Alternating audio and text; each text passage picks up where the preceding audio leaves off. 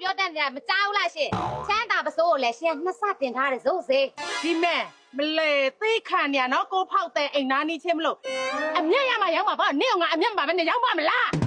အမျက်ကိုနှစ်ဆကြီးတင်စရာလားတောင်းတင်ဆိုရပြီပေါ့ နင့်ကငါလည်းရောက်လို့လားငါတင်နဲ့အမျက်နင်းကြိုက်လို့ဝယ်တာလေ ဝယ်ဘူး ဘာဖြစ်ချင်တော့ဟဲ့နင်ဘာဖြစ်ချင်တော့ငါနော်မေနေပါဦးတော့မနေလို့မေ ချမ်းသာဆိုင်ကိုကျမကိုယ်တက်ဝယ်မယ်တက်ဝယ်မလားသွားမယ် တက်ဝဲဘာအမေလောက်နေရလဲမေနင်းလေးလို့မေပါ လေလူပါဝါလို့သမီး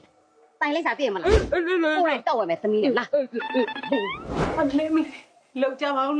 ဘုံရဲ့ငါသမီးလေးတော်လာနဲ့ရောက်မှမျက်စိထက်သွားလို့ဘယ်လိုဖြစ်ရလဲနင်တို့ကြားပြီးနေမှာပေါ့ ကြားတယ်အလင်းနဲ့လိုက်သွားတယ်ဆိုလားပဲ အဲ့ဒါပြောတာငါမာရအတနာမဆိုးပဲရောက်ငါသမီးမဆိုးပဲရောက်ဒင်းအသက်အရွယ်ဒင်းရုပ်ဒင်းရည်ဒင်းအသားရည်နဲ့ငါသမီးနုတော်လေးကိုချင်းကြီး